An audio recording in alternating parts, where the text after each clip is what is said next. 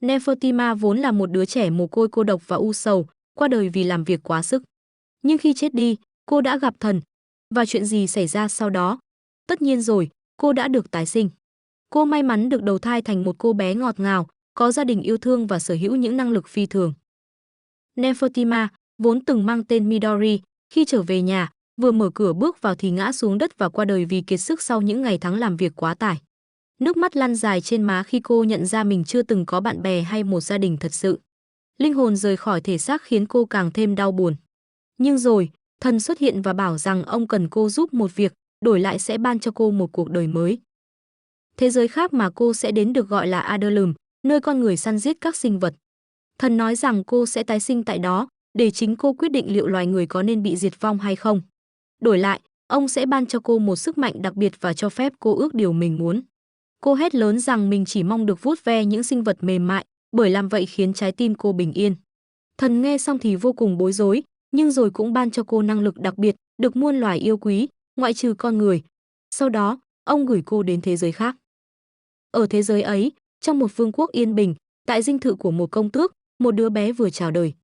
Người mẹ đặt tên con là Nefertima, còn chị gái thì gọi tắt là Nema. Và tôi cũng sẽ gọi cô bé là Nema cho dễ. Cha cô bế cô trong vòng tay, và khi cất tiếng khóc chào đời, Nema biết chắc rằng mình đã thật sự tái sinh ở một thế giới khác. 3 năm sau, Nema đã lớn hơn, được anh trai Raph tặng hoa, chị gái Kara thì dùng ma pháp tạo pháo hoa cho em, còn cha mẹ đều dịu dàng và tuyệt vời. Một lần, khi đang chạy chơi, suýt ngã thì chú chó đê kịp lao tới cứu.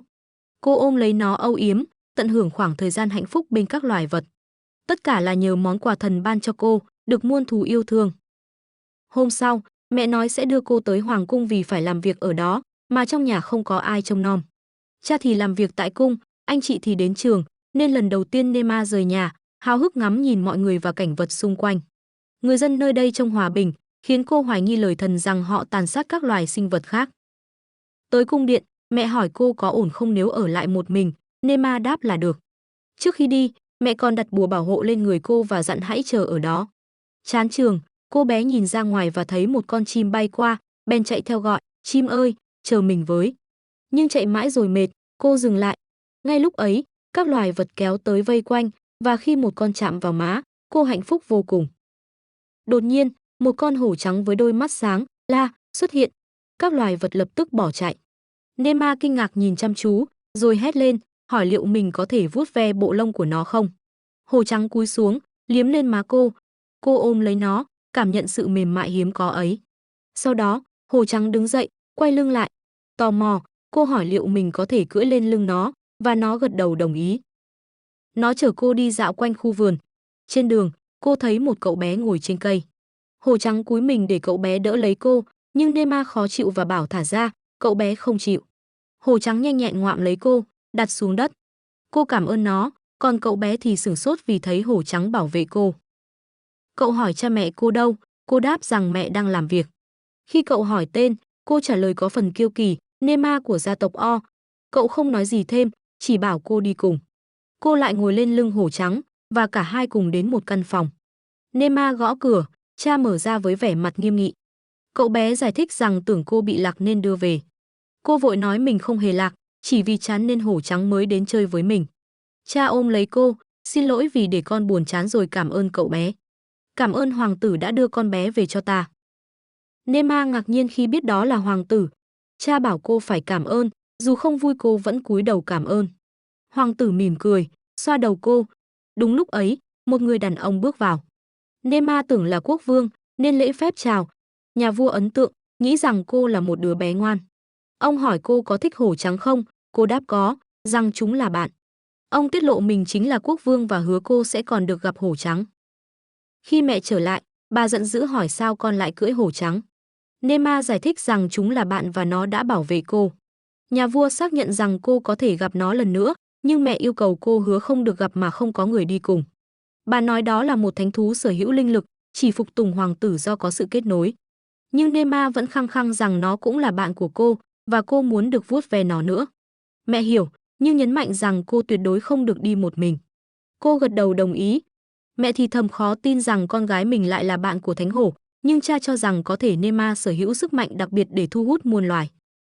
Ngày hôm sau, Nema cùng cha mẹ đến trường của Raph và Kara, nơi có buổi trình diễn thi đấu. Ngôi trường khiến cô choáng ngợp, người hầu đón tiếp, dọn chỗ ngồi và thức ăn. Nema ngồi xuống, mê mẩn khung cảnh. Cha giải thích đó là do ma pháp của thầy giáo dựng nên. Bài kiểm tra lần này là điều khiển binh lính giao đấu. Raph là người đầu tiên được gọi, đối đầu với một đối thủ trông rất mạnh. Nema lo lắng, nhưng khi trận đấu bắt đầu, cả hai rất nghiêm túc và cuối cùng Raph giành chiến thắng không mấy khó khăn. Gia đình hò reo cổ vũ, Nema chạy đến ôm anh, cảm ơn rồi rít. Ngay sau đó, cô nói cần đi vệ sinh. Khi quay lại, cô thấy Raph đang trò chuyện với một cậu bạn cùng lớp. Raph bảo muốn đi cùng em, nhưng cậu kia khiêu khích, nói rằng nên để người hầu lo. Nema tức giận, nói anh trai mình sẽ không thua, cậu ta liền chế giễu rằng cô chỉ là một đứa trẻ. Cô đáp trả rằng thà làm trẻ con còn hơn là một tên ngốc như cậu ta. Tức tối, cậu toan tấn công, nhưng Raph kịp thời chặn lại.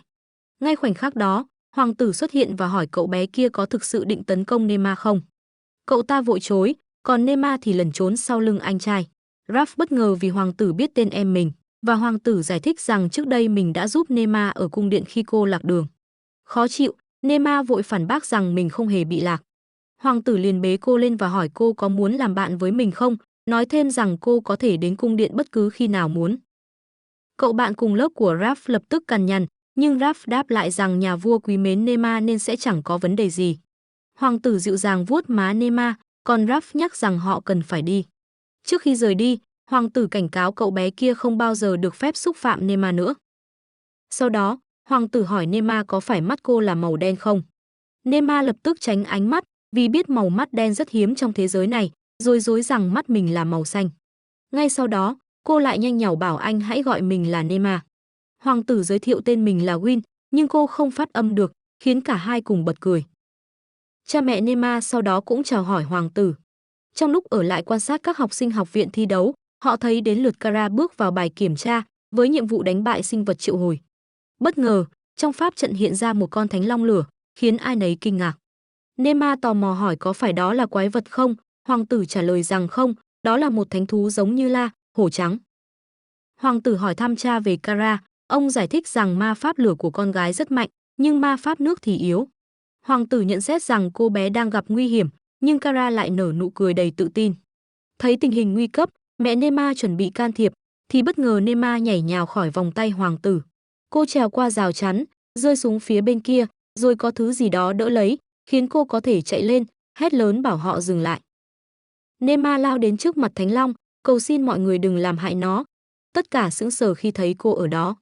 Con rồng lên tiếng hỏi tại sao một đứa trẻ lại có mặt, cô đáp rằng mình chỉ muốn được vuốt ve nó. Nó hỏi cô có sợ không, Nema quả quyết là không. Rồng gọi cô là một đứa bé kỳ lạ rồi cúi đầu trước mặt cô. Các binh lính định xông tới, nhưng hoàng tử ra lệnh dừng lại. Mọi người đều lặng im nhìn cảnh Nema đưa tay vuốt ve Thánh Long, vừa cười vừa nói rằng thật dễ chịu. Hoàng tử thốt lên rằng mình khó tin được những gì vừa chứng kiến. Con rồng liền hứa rằng bất cứ khi nào muốn, Nema có thể gọi nó, rồi trao cho cô một vật phẩm đặc biệt. Khi cô cầm lấy, nó lập tức biến thành một chiếc túi hình gấu. Thánh Long giải thích rằng đây là vật liên kết tâm trí, cho phép cô sử dụng ma pháp qua nó.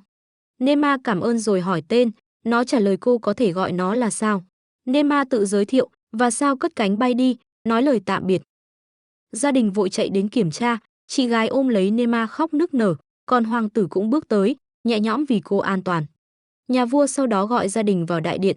Trước hàng loạt nhân vật quan trọng, Nema choáng ngợp. Nhà vua hỏi có đúng là cô được Thánh Long ban quyền năng không? Cô bé lúng túng, nhưng cha liền giải thích rằng con rồng chỉ hứa sẽ giúp đỡ. Nhà vua lo liệu điều đó có gây rắc rối cho vương quốc không, cha cô trấn an rằng sẽ không. Nema lại lo sợ, nghĩ rằng nếu cha thất hứa thì ông có thể mất mạng. Đúng lúc ấy, viện trưởng nghiên cứu lên tiếng, giải thích rằng pháp trận trong trường vốn chỉ dùng để triệu hồi sinh vật thông thường, không hề nhắm tới Thánh Long, nhưng bằng cách nào đó, nó vẫn xuất hiện. Nhà vua băn khoăn, viện trưởng đáp rằng đó đơn giản là ý chỉ của thần. Nghe vậy, Nema ngạc nhiên nhớ lại lời thần từng nói, các giáo sĩ thường nhân danh ông để lừa dối dân chúng. Nhưng cô quyết định không can thiệp, chỉ muốn tận hưởng niềm vui được vuốt ve thú vật. Cô thấy hoàng tử chăm chú dõi theo mình, rồi anh hỏi cô có muốn chơi cùng La không. Nhà vua cũng khuyến khích, khiến cô rạng rỡ. Hoàng tử gọi La, và hổ trắng ngoan ngoãn tới. Nema hớn hở nắm lấy cái đuôi to lớn của nó, vừa đi vừa cười hạnh phúc. Cô còn tự tay cho La ăn, khiến mọi người kinh ngạc vì cô dám làm vậy mà không cần bảo hộ. Người hầu vội đưa khăn cho cô lau tay, Nema cảm ơn khiến người hầu ngượng ngùng. Ngay sau đó, cô lại bảo đã đến lúc tận hưởng sự mềm mại của La, rồi áp má mình vào, âu yếm đến khi thiếp đi. Mọi người nhìn cô ngủ say, cha thì thầm rằng con bé thật đáng yêu, còn vài người khác thì ngạc nhiên, cho rằng cô không giống một đứa trẻ bình thường, rằng nên duy trì quan hệ mật thiết với Thánh Long để cầu phúc. Lúc này, các tu sĩ đã âm thầm tính toán đưa cô vào sự kiểm soát của giáo hội, không ngờ cha cô nghe được. Thủ lĩnh kỵ sĩ hoàng gia, Zelna, đến hỏi Ophi xem tình trạng con bé ra sao, đồng thời thắc mắc vì sao La lại yêu quý cô đến vậy. Sau đó, đại giáo chủ xuất hiện, đề nghị để giáo hội chăm sóc và dạy dỗ Nema theo lời thần.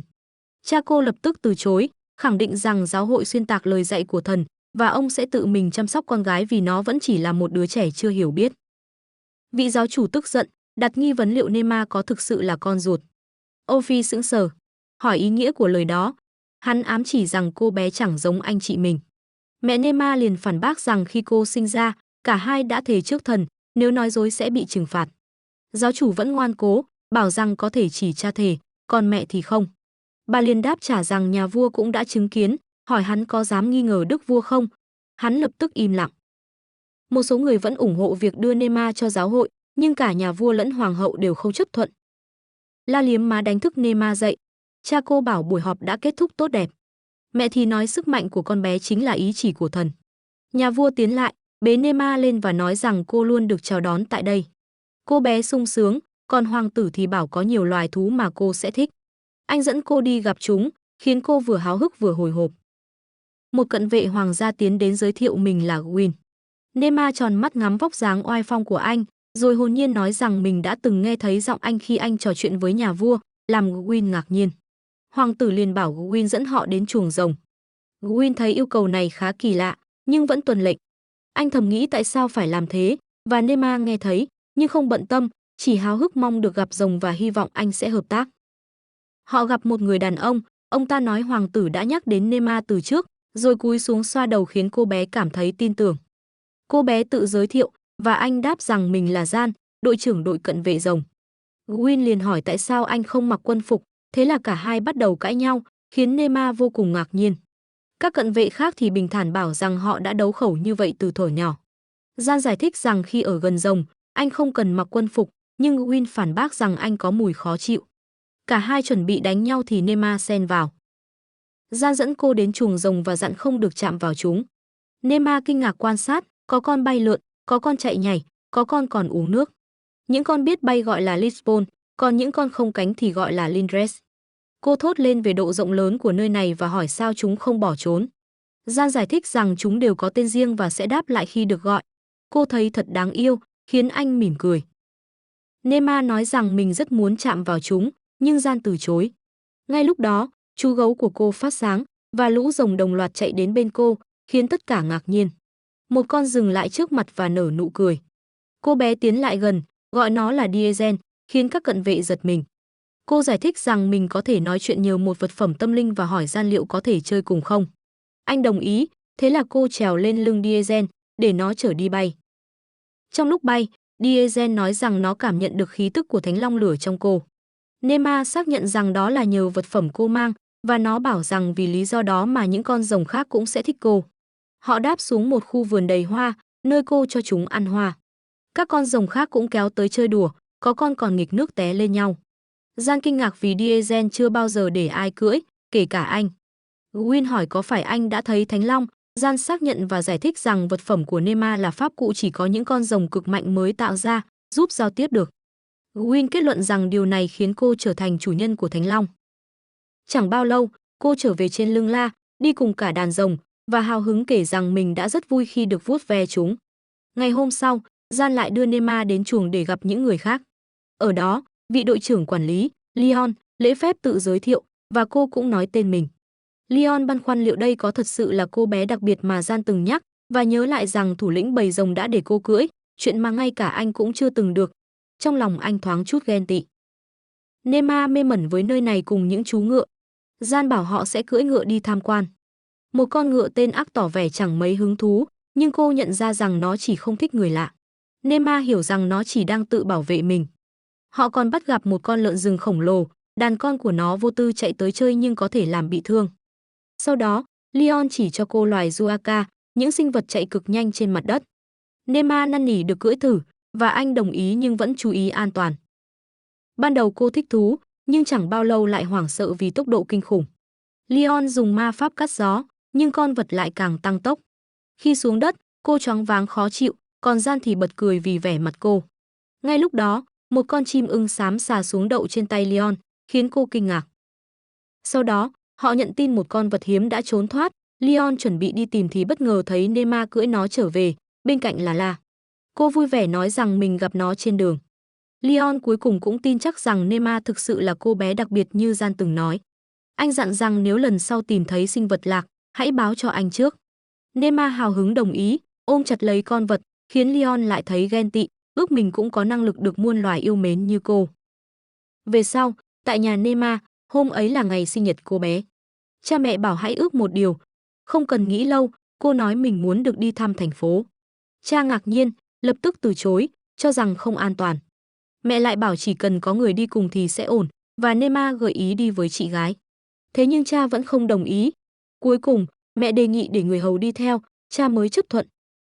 Đến thành phố, họ đi thẳng tới khu chợ. Nema không giấu được niềm vui, bởi đây là lần đầu tiên được đặt chân tới nơi này.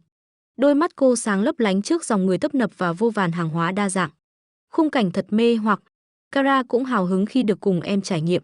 Chạy lên phía trước, chị giục mọi người nhanh lên rồi đưa vài đồng xu cho Nema, giải thích rằng cô có thể tự mua đồ. Nema ghé một sạp gà Tây, mua vài con rồi mang về tặng chị và người hầu, đồng thời để dành một phần cho Son làm quà sinh nhật. Người hầu còn đề nghị gỡ xương giúp chú chó.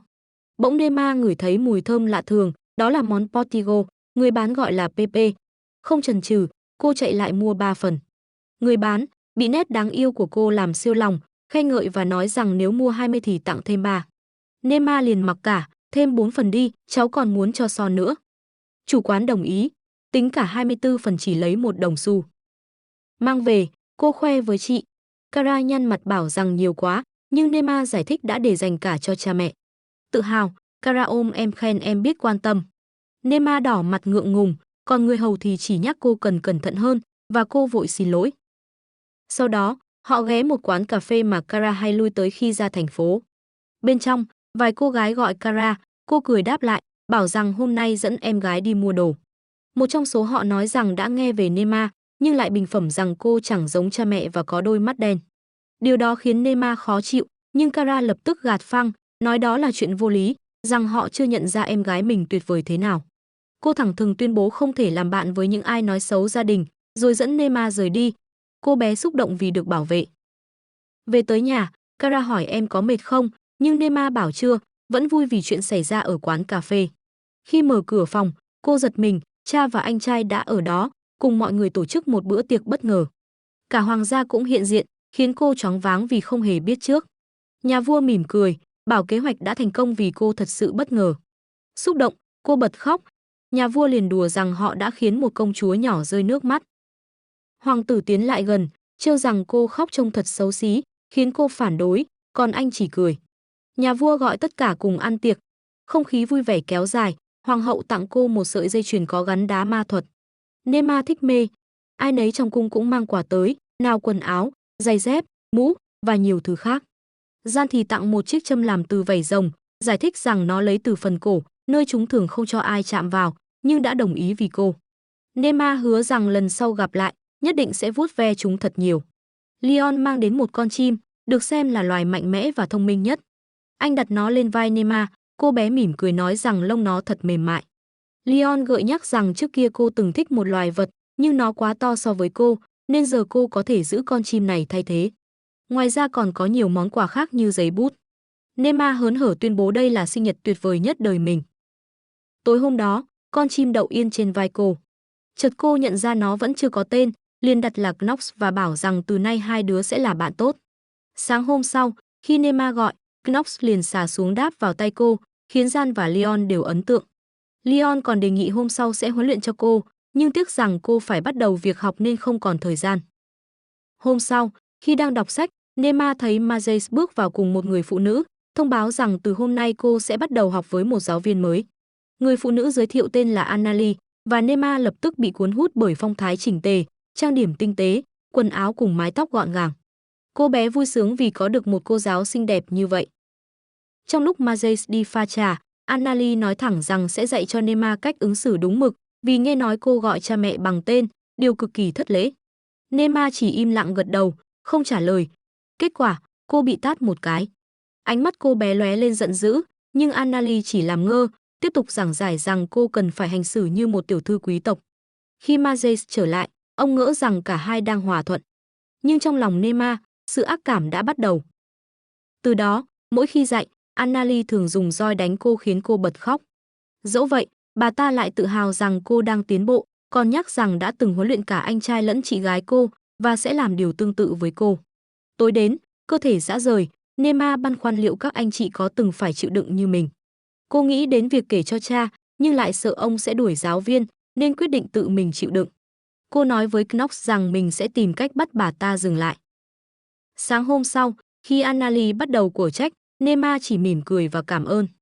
Bất ngờ, Annalie nghĩ rằng cô đã hiểu ra, hôm đó liền không đánh nữa. Đến bữa tối, Nema bỏ bàn ăn mà không dọn đĩa, một việc rất lạ, khiến cả nhà lo lắng. Mẹ hỏi con có sao không, có bị bệnh không, và ngỏ ý gọi thầy thuốc.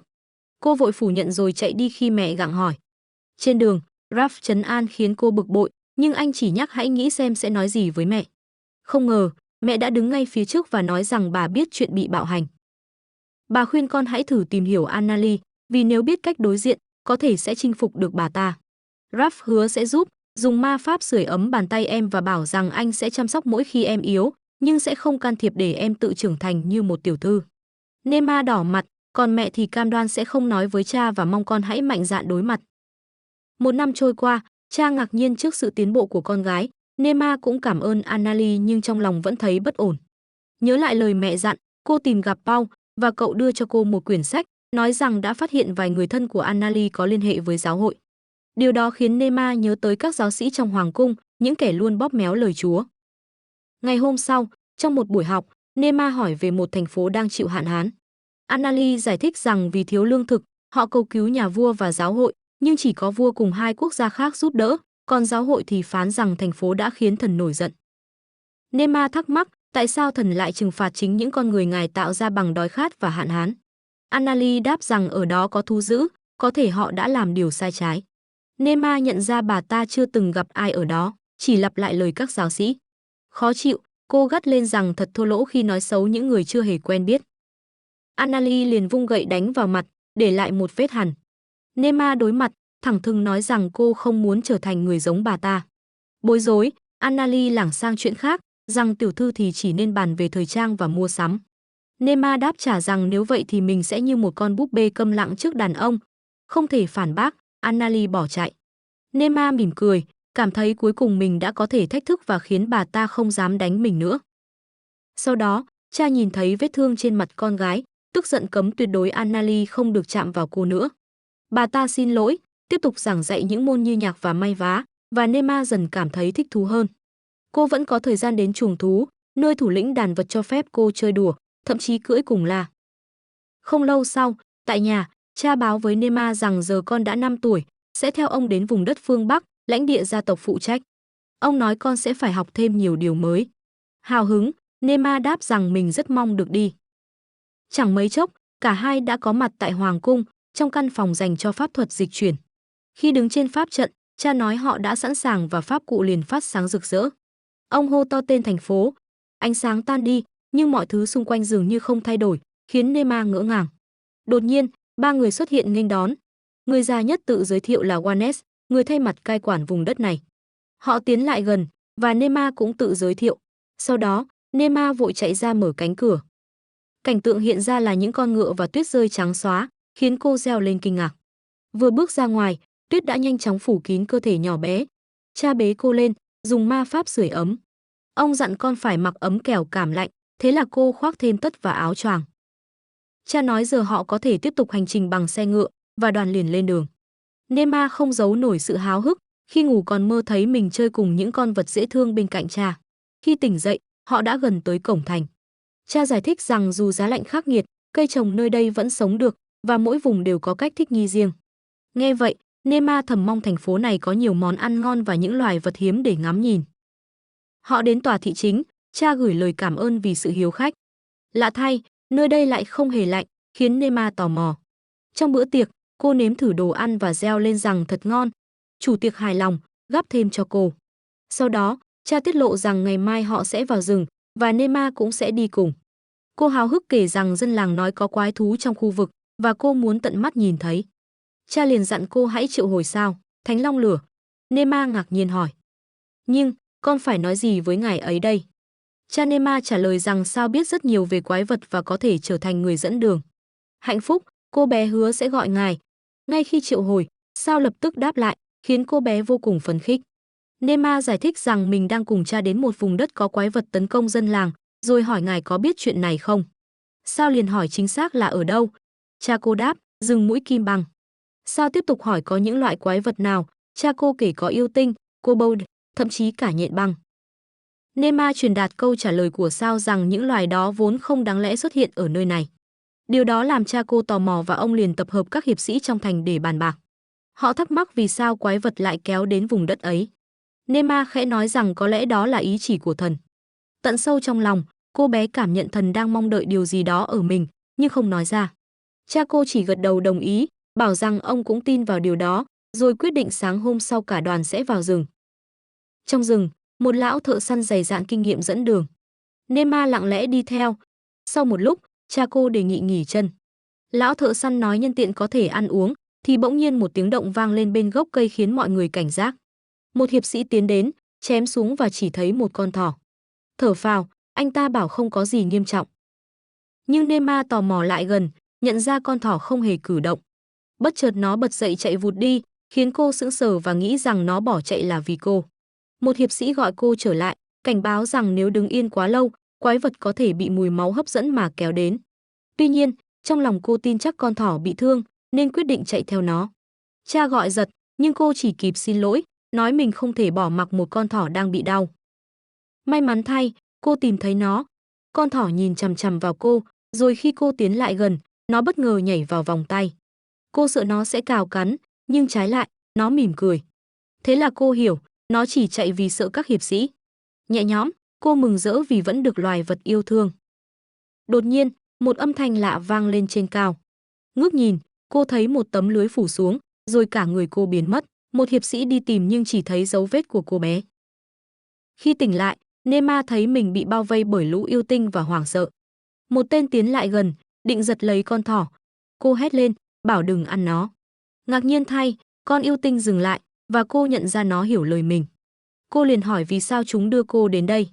Lũ yêu tinh không trả lời, chỉ nhìn chằm chằm, thậm chí trông còn dễ thương. Nhưng rồi cô nhớ chúng là quái vật. Chúng dẫn cô vào một hang động. Bên ngoài, cả đoàn đang ráo riết tìm kiếm. Lão thợ săn kết luận rằng cô đã bị quái vật bắt đi, khiến cha cô đau đớn tột cùng. Trong hang, Nema ngạc nhiên thấy hai đứa trẻ khác cũng bị nhốt. Chúng hỏi cô có phải cũng bị bắt không? Cô gật đầu. Cậu bé tự giới thiệu tên Pino, còn em gái là Nino. Cậu kể rằng vài người lớn cũng bị bắt, nhưng bị giam ở nơi khác, không biết chỗ nào. Ngay lúc đó, Nema gọi Sao cầu cứu, giải thích mình bị yêu tinh bắt cóc cùng những người khác. Cô nhờ ngài dùng hỏa ma pháp tấn công, nhưng ngài chỉ đáp rằng nếu phóng hỏa, cô và những người kia sẽ bị thương. Ngài gợi ý rằng chính Nema hãy dùng ma pháp của mình. Sợ hãi, cô nói mình không hề có ma pháp.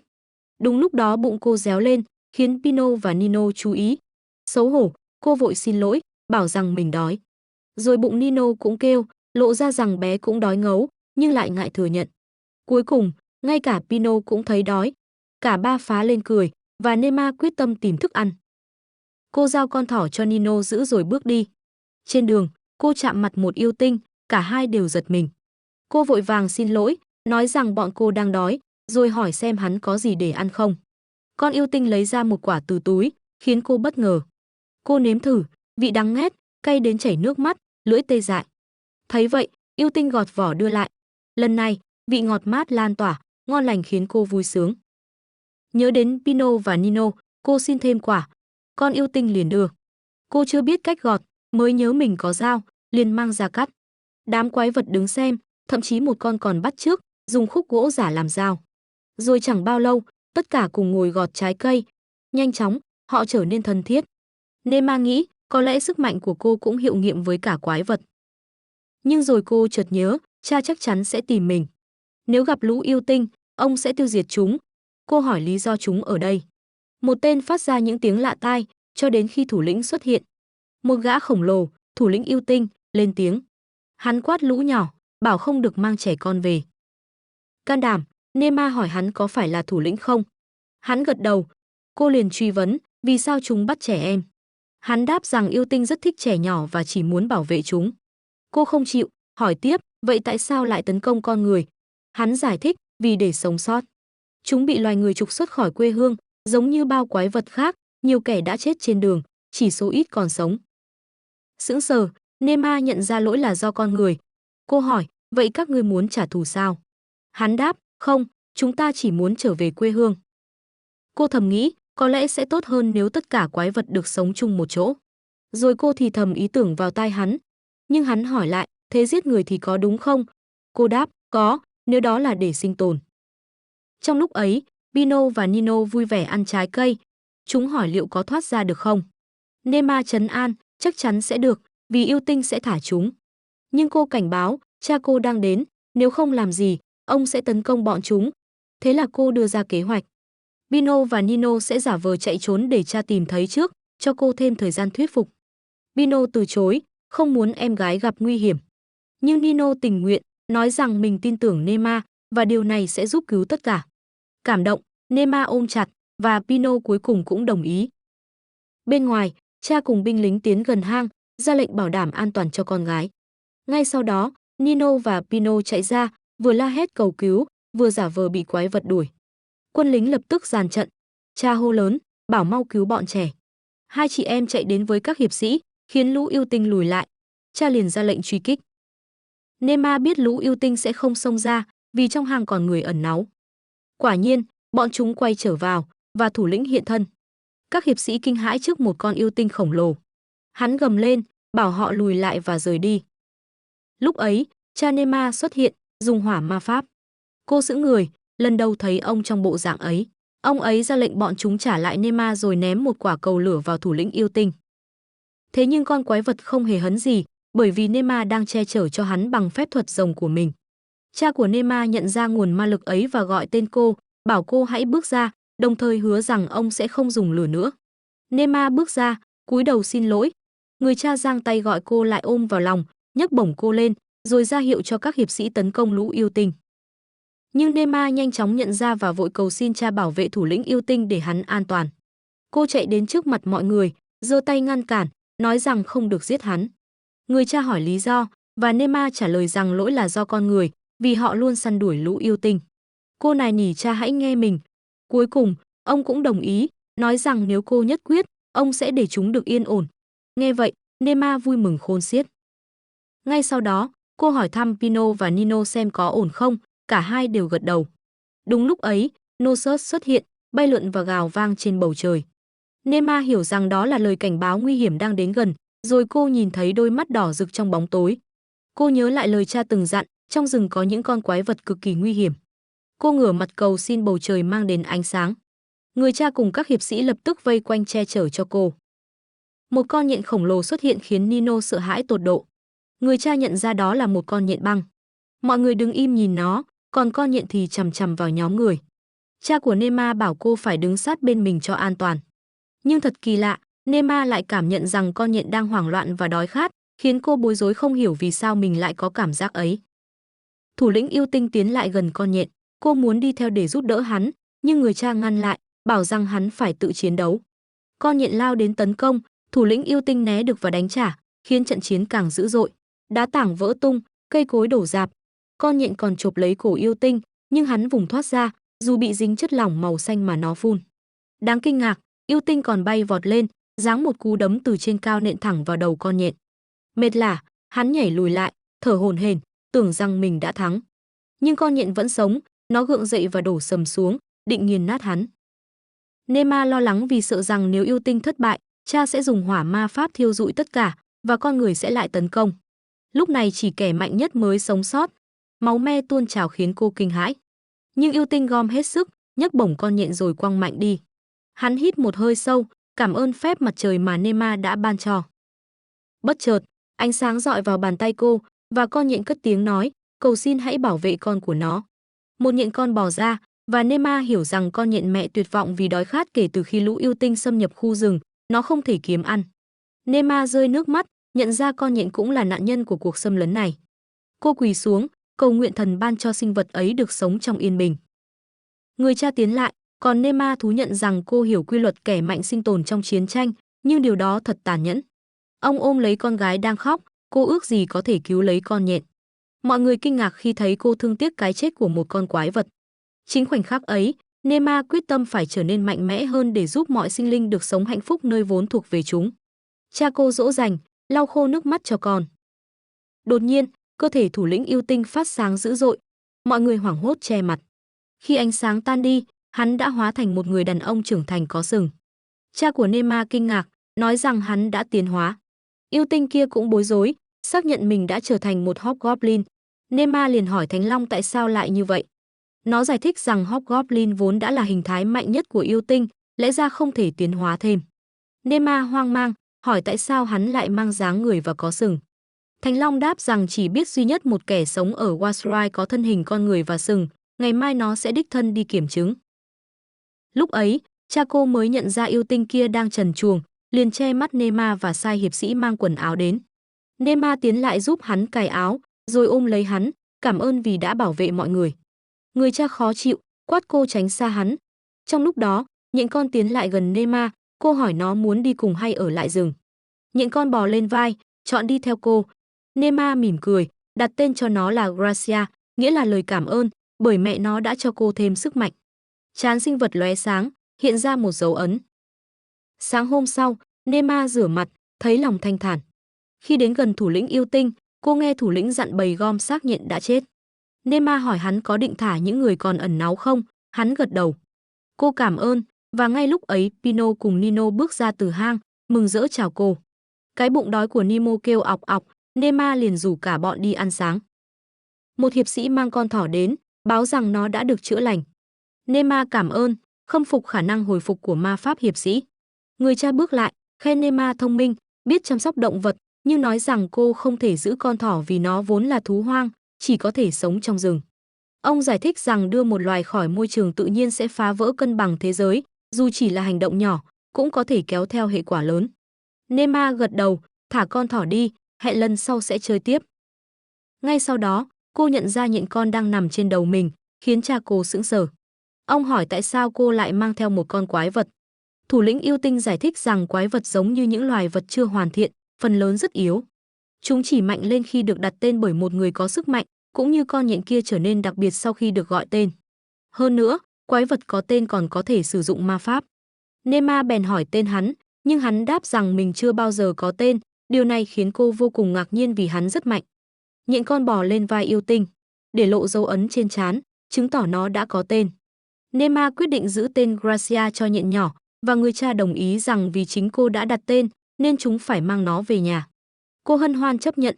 Một hiệp sĩ báo đoàn đã sẵn sàng khởi hành, cha cô ra lệnh tiếp tục hành trình.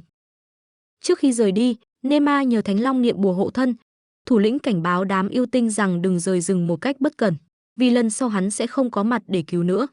Mọi người chia tay rồi lên đường đến ngôi làng, nơi dân làng chào đón họ. Cha của Nema hỏi Pino và Nino xuất thân từ đâu, và cả hai đáp rằng mình là con của Count.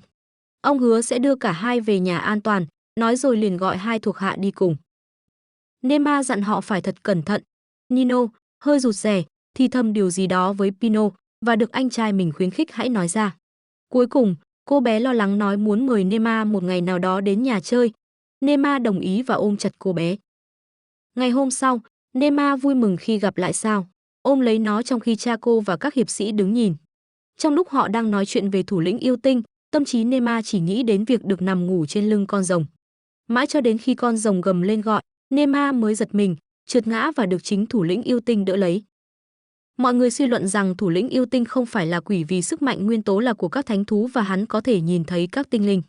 Hắn giơ tay lên, những đốm sáng nhỏ hiện ra. Hắn hỏi cách sử dụng chúng, và rồng thần đáp sẽ dạy hắn. Một hiệp sĩ tạo ra một con búp bê đất bằng phép thuật để làm mục tiêu, và thủ lĩnh yêu tinh dễ dàng phá hủy nó, khiến mọi người kinh ngạc. Sao giải thích rằng hắn chỉ cần ra lệnh cho tinh linh lửa bên trong mình tấn công mục tiêu, và hắn còn có thể giao tiếp với tinh linh gió, nước và đất. Nema phấn khích, nói rằng điều này sẽ giúp ích cho kế hoạch của cô. Người cha nghe thấy liền hỏi đó là kế hoạch gì. Nema trả lời rằng đó là kế hoạch để con người và quái vật có thể chung sống hòa bình. Người cha ấn tượng và nói sẽ giúp cô. Sau đó, cô nghĩ đến việc đặt tên cho thủ lĩnh yêu tinh và cuối cùng gọi hắn là Sin. Cô sững sờ khi trán hắn phát sáng, hiện ra một dấu ấn. Người cha trở nên lo lắng, nhưng Nema giải thích rằng cô không hề có ý định ban tên. Sao bình luận rằng giờ cô lại có thêm nhiều thuộc hạ. Cô nghĩ rằng có lẽ thần hẳn rất thích việc cô ngày càng mạnh mẽ hơn. Cô xin lỗi Sin, nói rằng mình sai khi đặt tên mà chưa hỏi trước. Thủ lĩnh yêu tinh cúi người, tuyên bố rằng từ nay hắn và toàn bộ yêu tinh khác sẽ là thuộc hạ của cô, và việc cô ban cho hắn một cái tên đồng nghĩa cô chính là chủ nhân của họ. Nema lo lắng không biết điều này có đúng đắn không, nhưng đồng thời cũng cảm thấy yên tâm khi có hắn ở bên. Tại nhà trưởng làng, Nema nói với cha rằng cô dự định tìm một nơi mới để tất cả quái vật cùng chung sống, vì phần lớn bọn chúng đã mất đi nơi ở. Cô gợi ý có thể để chúng sống trên một ngọn núi hoang, và theo thời gian, khi số lượng tăng lên, nơi đó còn có thể trở thành bãi huấn luyện cho các mạo hiểm giả, nơi con người và quái vật có thể cùng rèn luyện mà không hại lẫn nhau. Cô hỏi cha nghĩ sao, ông đáp rằng quái vật có thể sẽ giết người. Cô phản bác rằng tất cả đều phải chiến đấu để sinh tồn. Ông trả lời sẽ cân nhắc điều tốt nhất nên làm. Cô cảm ơn cha và tiếp tục giữ ý tưởng tìm nơi cho quái vật. Sau đó, cha của Nema tuyên bố rằng họ sẽ đến thăm thành phố kế tiếp, và thủ lĩnh yêu tinh sẽ đi cùng vì phép thuật tinh linh của hắn rất hữu ích. Ông còn lo cho những yêu tinh khác, đề nghị dùng tinh linh bảo vệ bọn chúng.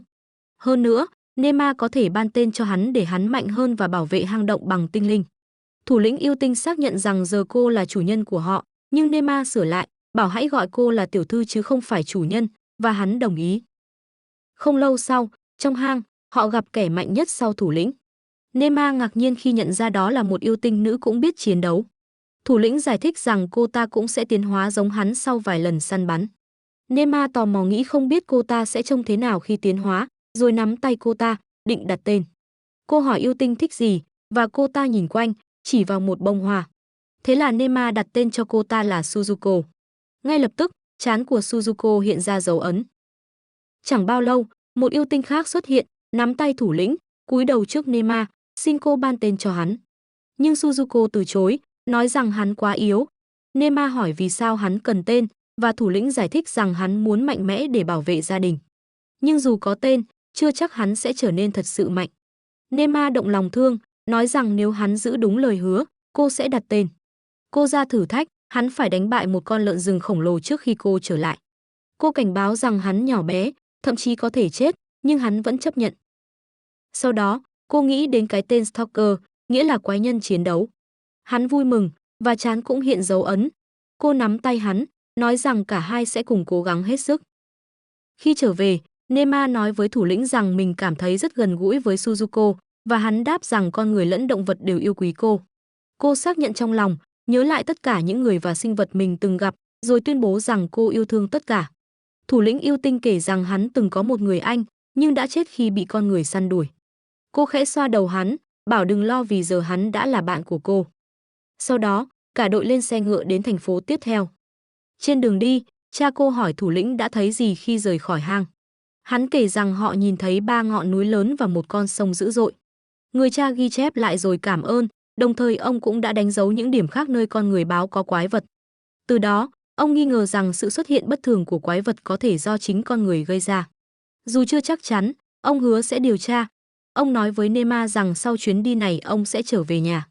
Cô thất vọng, nhưng ông thêm rằng Raph sẽ đến thay ông, khiến cô vui hơn.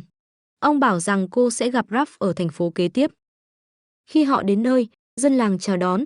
Trong lúc trò chuyện, Nema lén rời đi mà không báo ai. Cô tìm thấy tòa nhà của công hội mạo hiểm và quyết định bước vào cùng thủ lĩnh yêu tinh. Một nhân viên ra tiếp, nhưng khi nhìn thấy hắn, cô ta nói rằng thú nhân không được phép vào. Nema sững sờ khi nghe người ta gọi mình là tiểu thư, rồi cô yêu cầu được tham quan vì chưa từng tiếp xúc công hội trước đây. Nhân viên đồng ý, giới thiệu tên mình là Araben. Cô đáp rằng mình là Nema, còn thủ lĩnh là Sin. Araben dẫn họ đến phòng tiếp khách riêng, giải thích rằng đây là nơi giao nhiệm vụ cho mạo hiểm giả. Nơi này có ma thuật ngăn người ngoài nghe lén. Cô cũng nói rằng vì nhiều người có thể nhận cùng một nhiệm vụ, đôi khi có kẻ giả vờ hoàn thành để nhận thưởng. Vì thế, Công hội dùng ma thuật để chống gian lận.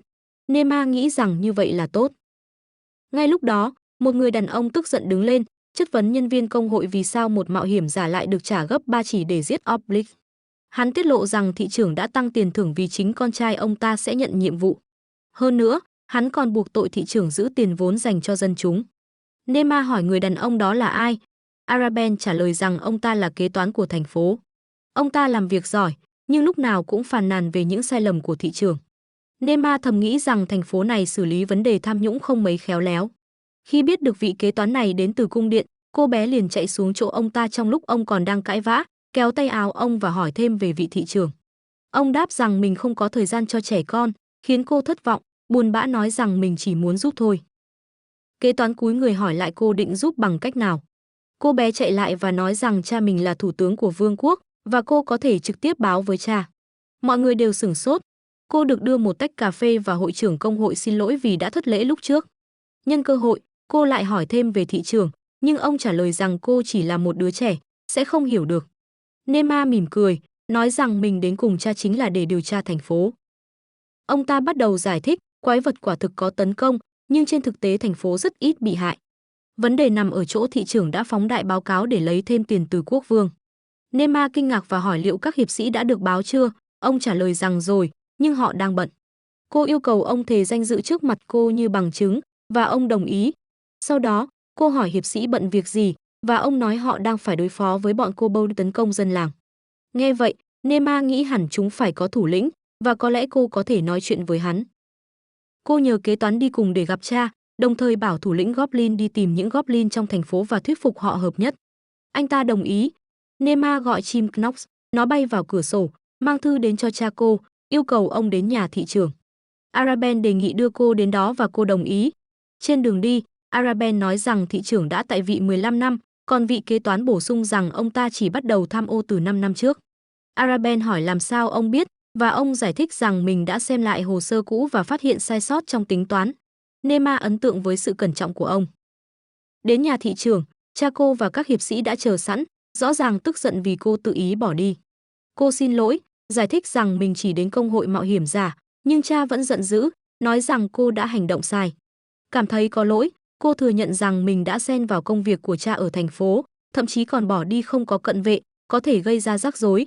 Quá day dứt, cô bật khóc. Bất ngờ, anh trai cô xuất hiện, bế bổng cô lên. Dù rất vui mừng, cô vẫn không ngừng khóc. Rồi có người lau nước mắt cô một cách thô bạo, khiến cô bất ngờ vì đó là hoàng tử. Cha cô và các hiệp sĩ lập tức cúi chào, nhưng hoàng tử bảo họ đứng dậy. Cha Nema hỏi tại sao ngài lại ở đây, hoàng tử giải thích rằng mình có công chuyện, nhưng khi nghe anh trai cô nói cô đang ở đây thì muốn ghé thăm. Cha cô sau đó hỏi những người đi cùng cô là ai, và cô giới thiệu kế toán cùng Araben, nói rằng họ đến để nói chuyện với ông. Khi cha hỏi lý do, vị kế toán đáp rằng ông muốn tố cáo thị trưởng đã biển thủ tiền của dân. Cha cô sững sờ và yêu cầu nói chuyện tiếp bên trong. Tại nhà thị trưởng tươi cười chào đón, nhưng cha Nema ngay lập tức chất vấn ông ta trước mặt kế toán và Araben, hỏi có đúng vậy không. Thị trưởng cố gắng chối cãi, nhưng cha cô quát nạt, ra lệnh dừng lại, và cuối cùng ông ta bị công hội bắt giữ. Araben tỏ lòng cảm ơn khi thị trưởng bị giải đi. Giờ đây, Nema có thể chơi cùng La và ở bên Raph cùng Winhem. Cha cô cảm ơn mọi người, đặc biệt là vị kế toán vì đã tố giác vụ tham nhũng. Ông còn mời ông ta làm việc tại cung điện, nhưng ông từ chối, nên Nema liền đề nghị cả ông và Araben hãy làm việc cho mình. Cả hai tỏ ra tò mò, và cha cô giải thích rằng cô đang ấp ủ một kế hoạch mạo hiểm. Ông nói để tiết lộ thêm thì tất cả mọi người phải thề giữ bí mật. Hoàng tử là người đầu tiên tuyên thệ, sau đó những người khác cũng làm theo. Cha cô bắt đầu nói về kế hoạch của Nema, tập hợp tất cả quái vật về một nơi duy nhất. Cô hồi hộp chờ phản ứng của họ. Hoàng tử khen ngợi ý tưởng, còn anh trai cô thì kinh ngạc vì ngay cả quái vật cũng chịu nghe lời. Cha cô giao anh trai nhiệm vụ chỉ huy, anh vui vẻ nhận, hoàng tử cũng muốn giúp, nhưng cha cô nhắc rằng ngài có thể quá bận. Hoàng tử quả quyết rằng mình có thể cân bằng cả hai, trong khi Araben và kế toán cũng đồng ý góp sức. Đúng lúc đó, Sink trở về, báo tin rằng Goblin trong thành phố đã đồng ý đi theo anh ta. Nema giới thiệu anh với anh trai, giải thích rằng anh từng là quái vật nhưng đã tiến hóa. Anh trai cô có phần sợ hãi, nhưng cha cô nói rằng giờ đây anh ta chính là hộ vệ của Nema. Thủ lĩnh Goblin tiết lộ thêm rằng Goblin ở thành phố được dẫn dắt bởi một con Goblin khổng lồ giống như anh ta.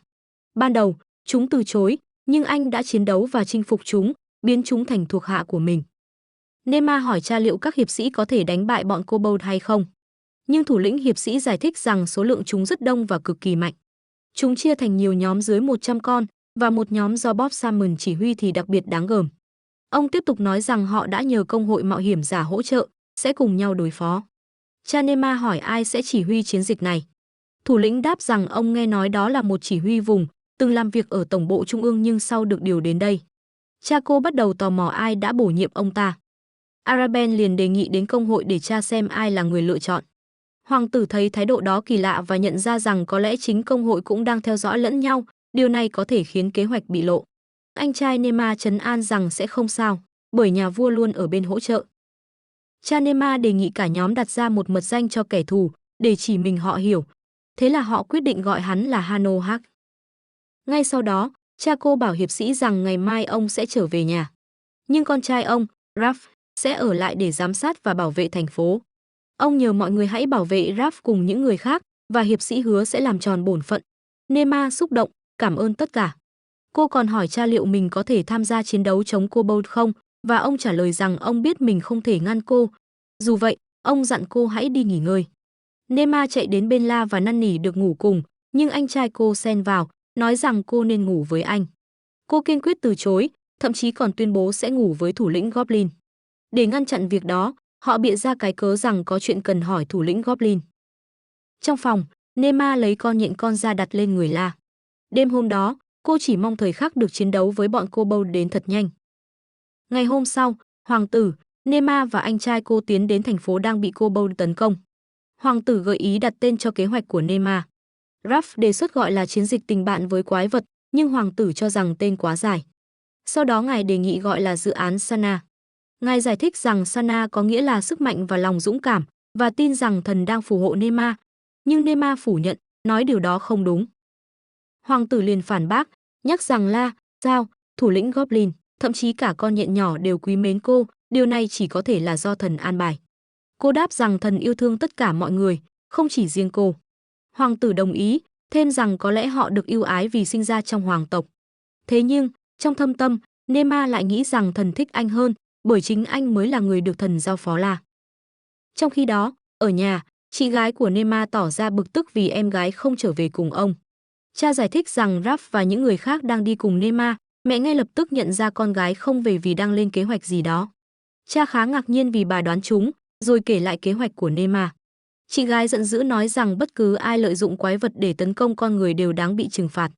Mẹ cô nhận xét rằng khi nổi giận, chị rất giống cha, nhưng đồng thời bà cũng ấn tượng với kế hoạch của Nema, thậm chí còn gợi ý tập hợp mạo hiểm giả đến khu vực quái vật để huấn luyện. Sau đó, mẹ nói rằng bà muốn gặp lại Nema, nhưng cha trả lời rằng con gái họ đã có rất nhiều người ở bên hỗ trợ. Tuy vậy, mẹ vẫn đề nghị thuê thêm vệ sĩ từ công hội mạo hiểm giả. Bà nói rằng vừa nhận được một bức thư cho biết chú Phip sắp đến thăm. Cha giải thích rằng Phip từng là một mạo hiểm giả, cũng chính là người đã dạy ông cách chiến đấu khi còn trẻ, và ông có thể dạy Kara cách đối mặt với quái vật. Kara không phản đối vì hiểu cha muốn cô biết tự bảo vệ mình nếu kẻ thù tấn công. Cô chấp nhận thử thách, quyết tâm trở nên mạnh mẽ hơn để bảo vệ Nema. Trong lúc đó, Nema và mọi người đã đến thành phố. Thủ lĩnh dặn mọi người hãy cẩn thận vì nơi này rất nguy hiểm. Thủ lĩnh hiệp sĩ thông báo với lính gác cổng về sự xuất hiện của họ và được cho phép vào. Thủ lĩnh Goblin đánh xe đi vào bên trong. Ngay sau đó, thủ lĩnh hiệp sĩ cho hay đội trưởng đội cận vệ muốn gặp hoàng tử, nên ngài cùng Raph đi theo. Đội trưởng tự giới thiệu là Dylan, giải thích rằng khu vực này đang bị quái vật nguy hiểm tấn công nên họ không thể ở lâu. Raph đáp rằng anh được cha, thủ tướng, cử đến để thị sát thành phố. Dylan bèn nói sẽ đưa họ đến gặp nhiếp chính vương. Hoàng tử và Raph nhẹ nhõm, vui mừng vì ông tin tưởng dễ dàng như vậy. Sau đó, tại dinh thự của nhiếp chính vương, họ được tiếp đón. Nema ngạc nhiên khi thấy vị nhiếp chính vương là một ông lão. Ngài giải thích rằng hiệp sĩ đã không thể đánh bại được bọn Kobold trong thành phố, nên đã cầu cứu công hội mạo hiểm giả và sẽ chỉ hành động khi nhóm đó tới. Nema cho rằng nhóm này hẳn rất mạnh, nhưng lại lo lắng rằng họ sẽ diệt bọn Kobold trước khi cô kịp gặp chúng. Vì vậy, cô xin phép đi dạo quanh thành phố. Raph ủng hộ, nói rằng họ cần quan sát tình hình. Hoàng tử cũng đồng ý, nhắc rằng các hiệp sĩ hoàng gia sẽ bảo vệ họ, và nhiếp chính vương cho phép họ ra ngoài. Khi dạo phố, họ thấy vài đứa trẻ bị bỏ rơi và thắc mắc sao chẳng ai giúp chúng. Bất chợt, Nema nghe thấy tiếng động, hiệp sĩ liền chạy đi kiểm tra. Nema và thủ lĩnh Goblin cùng theo. Họ bắt gặp mấy đứa trẻ, hiệp sĩ hỏi chúng đang làm gì, thì phát hiện một con chó bị thương. Nema hỏi tại sao lại như vậy, một đứa bé đáp rằng cha nó bảo mọi con chó đều là kẻ thù nên chúng đã tấn công nó. Nema nghiêm khắc trách rằng chúng đã làm sai, nhưng thằng bé cãi lại, bảo cô im đi rồi định đánh cô, may mà hiệp sĩ kịp giữ tay nó. Cô tiếp tục khuyên rằng thay vì hại nó, tốt hơn nên bảo vệ con chó. Nema ôm con vật vào lòng đầy thương cảm, hỏi đứa bé có phải thực ra em chỉ muốn bảo vệ những đứa trẻ khác. Nó hỏi ngược lại rằng cô biết gì mà nói. Nhưng Nema bảo rằng nếu em làm điều đúng đắn, trở nên mạnh mẽ như các hiệp sĩ, em sẽ có thể bảo vệ những điều quan trọng với mình. Cậu bé xúc động, giới thiệu mình tên là Belga, nói rằng mình là con trai của một mạo hiểm giả và muốn trở nên mạnh mẽ như cha để bảo vệ mọi người. Nema hứa sẽ nhớ đến cậu. Raph dùng phép trị thương chữa cho con chó, nó hồi phục và còn liếm má Nema. Cô hỏi nó rằng mẹ nó ở đâu, chú chó con liền nhìn về phía khu rừng. Lúc đó, thủ lĩnh Goblin tiết lộ rằng nó không phải chó, mà là một con kobold con. Hoàng tử cảnh báo rằng nếu cô trả nó về cho mẹ, bọn kobold có thể tưởng cô bắt cóc, rồi sẽ tấn công. Nhưng Nema trấn an đứa nhỏ rằng mọi chuyện sẽ ổn, đồng thời bảo cả nhóm đi cùng, nhấn mạnh rằng La đang ở bên cô nên bọn kobold sẽ không tấn công ngay.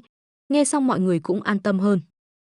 Khi họ tiếp tục đi trong thành phố, vị kế toán nhận xét rằng đã giữa trưa rồi mà vẫn chưa nghe tiếng chuông như thường lệ. Ông nghi ngờ thành phố đang che giấu điều gì.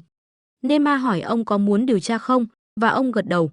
Vậy nên cô dặn ông hãy ở lại, sẵn sàng báo tin nếu có chuyện. Cô cũng định để lại vài tinh linh gió bảo vệ ông phòng khi khẩn cấp. Sau đó, họ đi tìm bầy kobold đang ẩn nấp. Lúc này, Nema bắt đầu cảm thấy mệt mỏi, như thể con đường chẳng bao giờ dứt. Nhưng khi thấy con nhện con uống nước và kobold nhỏ nô đùa cùng nhau, tinh thần cô lại phấn chấn. Lũ nhỏ chạy nhanh đến mức suýt khiến cô ngã, may mà thủ lĩnh Goblin kịp đỡ. Bất ngờ, họ lại nghe tiếng động, hiệp sĩ vội chạy đi điều tra. Tất cả bất ngờ khi phát hiện đó chỉ là một con Slim.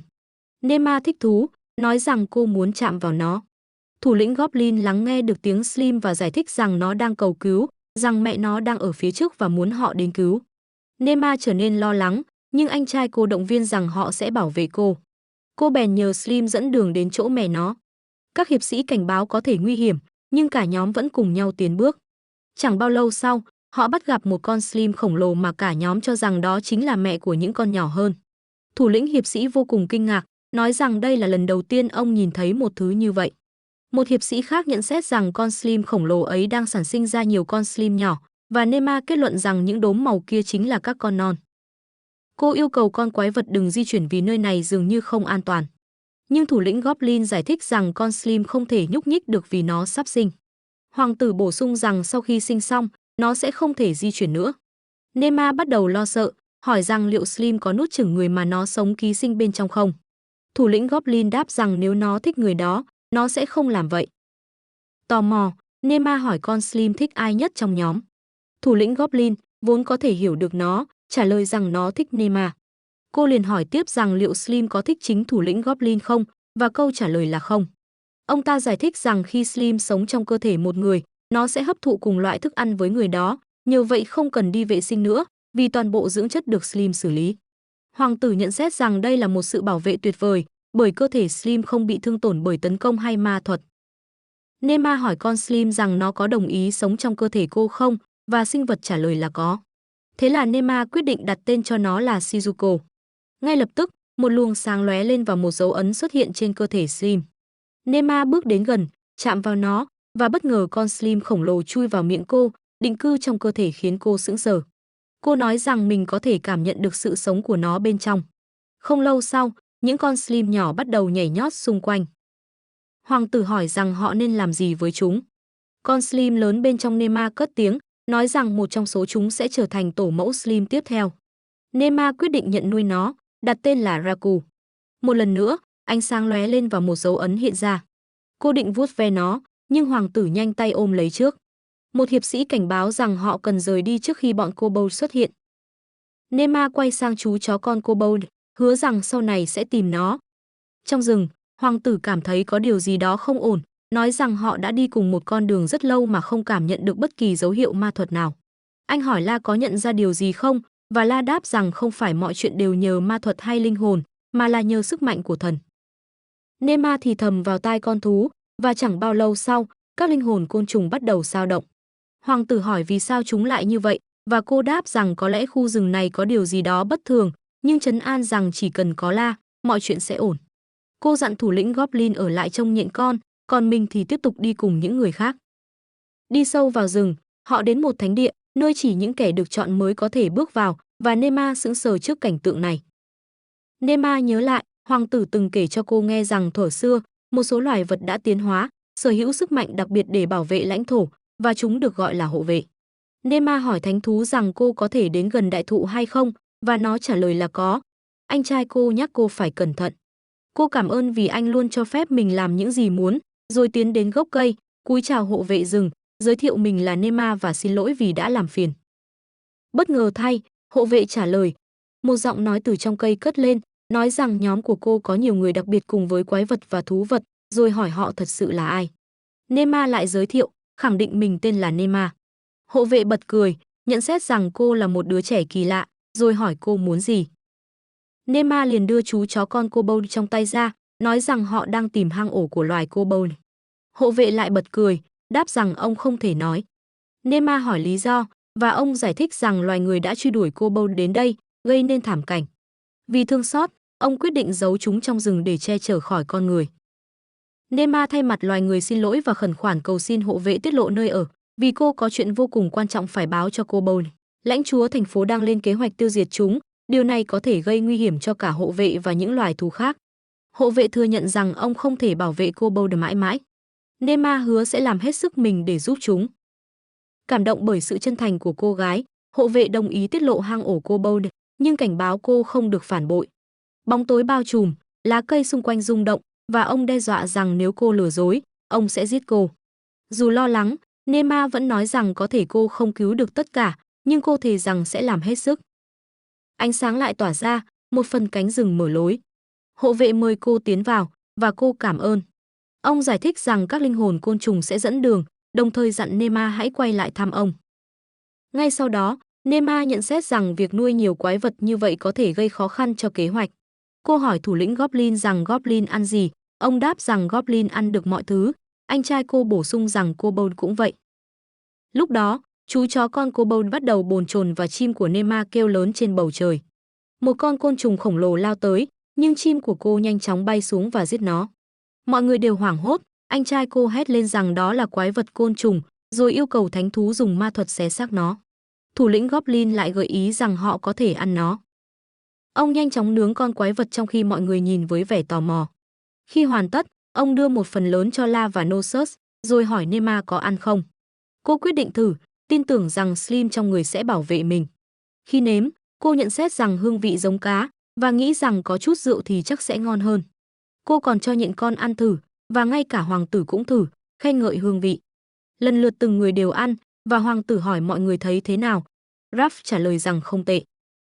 Sau đó, Nema ra lệnh cho La săn mọi quái vật côn trùng mà nó gặp, và các hiệp sĩ cũng nhận lệnh tương tự. Thủ lĩnh hiệp sĩ hỏi lý do, và cô giải thích rằng cô muốn mang thịt về cho kobold. Thế là thánh thú, các hiệp sĩ và Nosus bắt đầu săn quái vật côn trùng. Một lúc sau, họ tiếp tục tiến sâu vào rừng. Chú chó con quái vật mỉm cười. Khi Nema để ý thì thấy cả nhóm đã dừng lại, nhìn về phía trước, nơi những con quái vật với đôi mắt đỏ đang chằm chằm nhìn họ. Dù trong lòng sợ hãi, cô vẫn lên tiếng, nói rằng hộ vệ rừng đã cho phép họ vào, và họ đến để gặp thủ lĩnh kobold.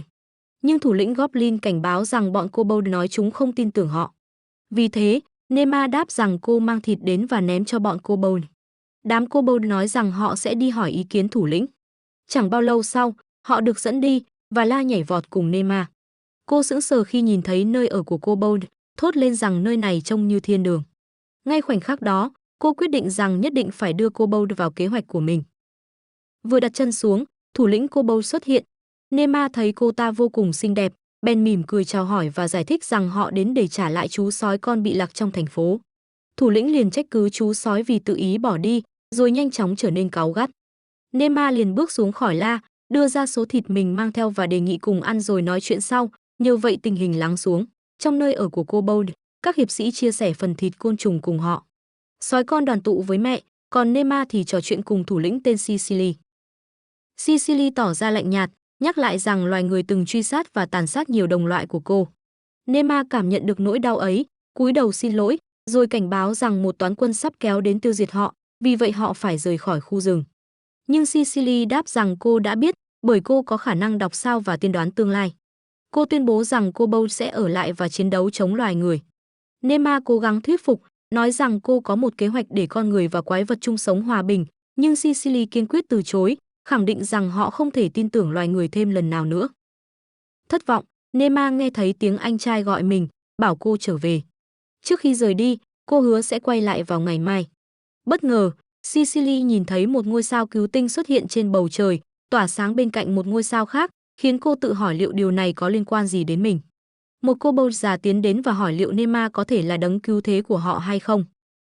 Tại quán trọ nơi Raph và những người khác đang ở, cậu nhận được thư của cha, báo rằng em gái sắp gia nhập cùng họ. Trong khi đó, hoàng tử nhận được giấy phép hoàng gia để vào thành, bắt buộc tất cả hiệp sĩ phải nghe lệnh. Giấy phép này cũng trao cho hoàng tử quyền bắt giữ bất kỳ hiệp sĩ nào dám ngăn cản. Hoàng tử nhận xét rằng có lẽ chính cha của Nema đã nhờ nhà vua ban đặc ân này. Cô rất vui khi biết hoàng tử sẽ ở lại cùng họ trong thành. Lúc ấy, Raph nhớ đến viên ký lục và băn khoăn không biết chuyện gì xảy ra với hắn. Hoàng tử dùng côn trùng linh hồn để lần theo và phát hiện hắn đang ẩn náu trong một quán trọ, liền thông báo rằng ký lục vẫn an toàn. Sau đó, Nema trở lại thăm cô Bold. Khi đến nơi, cô lớn tiếng báo rằng mình đã mang thêm đồ ăn, khiến lũ sói con vây quanh. Cicely ngạc nhiên khi thấy cô trở lại, và càng sửng sốt hơn khi nhận ra Nema đang mang theo một con nhện con được bao bọc trong slim. Nema chỉ về phía thủ lĩnh Goblin, nhắc lại rằng cô cũng từng giúp hắn. Cicely thoáng buồn, hỏi rằng có phải tất cả bọn họ đều đi theo Nema vì kế hoạch mà cô từng nhắc đến không? Nema tò mò, liền hỏi liệu giờ đây Cicely có đồng ý tham gia. Cicely bật khóc, tiết lộ rằng cô đã mất gần như cả gia đình dưới tay loài người, chỉ còn bản thân và em gái nhỏ. Cô thú nhận rằng mình không muốn tin loài người thêm lần nào nữa. Nema liền đưa Slim cho cô vuốt ve, giúp cô trấn tĩnh lại. Xúc động, Cicely hỏi liệu có hy vọng nào để cứu tất cả cô Bold không.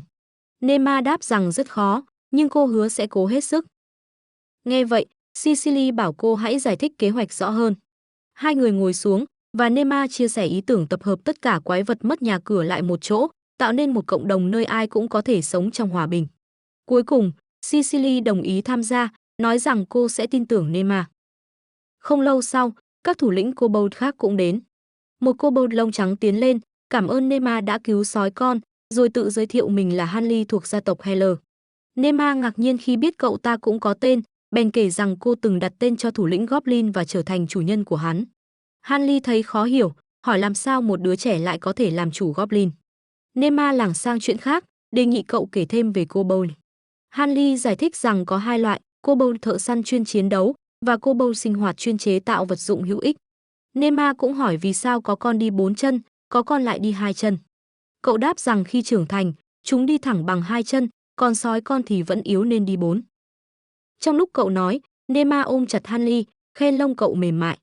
Hanley yêu cầu cô buông ra, nhưng cô từ chối, nói rằng cậu quá mượt.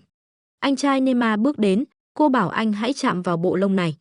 Người anh chạm vào cũng ngạc nhiên trước cảm giác ấy. Hoàng tử thử luôn, thích thú đến mức còn gợi ý cắt lông để giữ lại, nhưng Hanley lập tức từ chối. Sau đó, Cicely trở lại và thông báo rằng cô đã tập hợp những thủ lĩnh kobold khác. Nema bắt đầu trình bày kế hoạch trước mặt tất cả.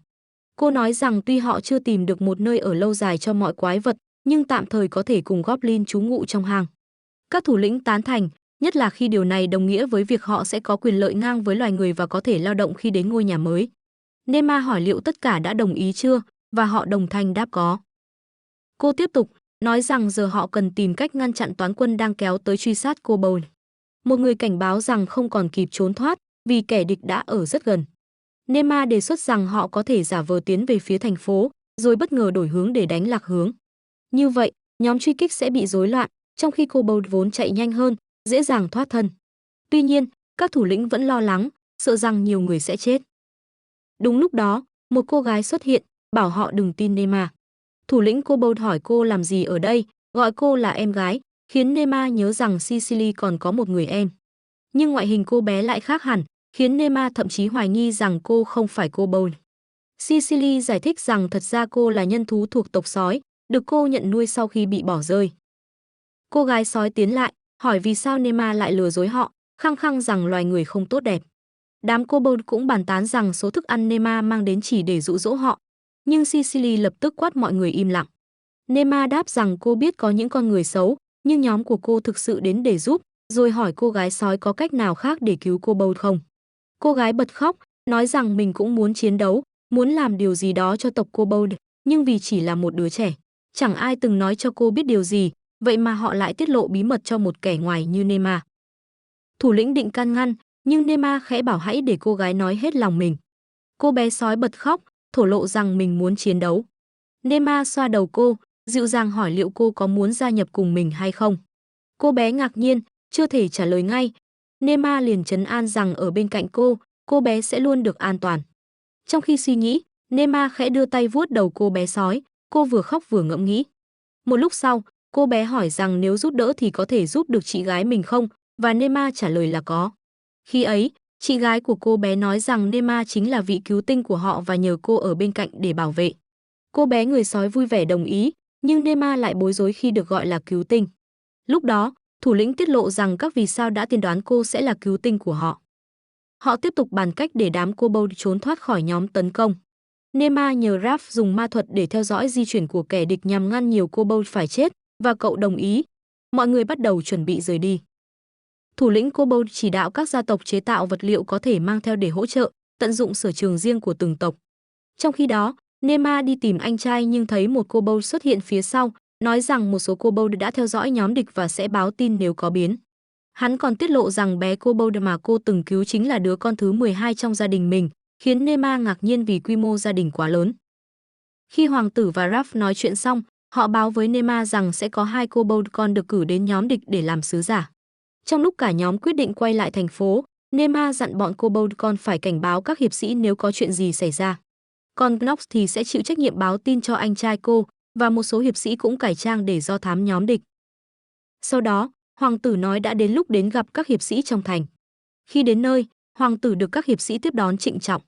Anh hỏi liệu thủ lĩnh hiệp sĩ có phải là người chỉ huy nhóm chống lại kobold hay không, và ông ta xác nhận. Hoàng tử đáp rằng cần phải bàn chuyện này. Trong lúc đó, Neymar gặp lại viên kế toán trong hàng ngũ hiệp sĩ và hẹn gặp riêng vào buổi tối. Sau đó, Raph nói với thủ lĩnh hiệp sĩ rằng cậu muốn đi cùng nhóm, nhưng thủ lĩnh cảnh báo sẽ rất nguy hiểm và họ có thể không bảo vệ được cậu. Raph phản biện rằng cậu chỉ hỗ trợ bằng cách chữa trị cho những người bị thương. Bất ngờ trước sự quyết tâm ấy, thủ lĩnh đồng ý nhưng yêu cầu có 2 hộ vệ đi kèm. 2 hiệp sĩ tình nguyện và đúng lúc đó, một hiệp sĩ khác bước vào thì thầm gì đó với thủ lĩnh. Ông lập tức đứng dậy, xin lỗi và thông báo có tình huống khẩn cấp. Nhờ phép thuật tinh linh, thủ lĩnh Goblin nhìn thấy chuyện đang xảy ra và mọi người quyết định đi kiểm tra. Neymar choáng váng khi thấy nhiều hiệp sĩ trọng thương, 3 pháp sư chữa trị đang cố gắng dùng ma thuật để cứu họ nhưng không đủ. Raph lập tức tiến lên hỗ trợ. Neymar bồn chồn trước tình trạng vết thương, và hoàng tử giải thích rằng họ bị tấn công bởi một con quái thú nguy hiểm biết dùng cả ma thuật gió. Raph kiên quyết muốn giúp, còn Neymar thầm cầu nguyện phép thuật của anh trai sẽ hiệu nghiệm. Ngay sau đó, vết thương dần khép lại và các hiệp sĩ được chữa lành. Raph vui mừng, hoàng tử liền hỏi xem họ có biết ai gây ra thương tích. Một hiệp sĩ trả lời đó là một kẻ điều khiển thú, và hoàng tử tuyên bố phải ngăn chặn loại tội phạm giả dạng mạo hiểm giả này. Đêm đó, khi đã về quán trọ, Neymar mệt mỏi trở về phòng. Cô định chúc ngủ ngon Raph, nhưng lại gặp viên kế toán. Anh chào cô, Neymar hỏi thăm tình hình, anh đáp vẫn ổn.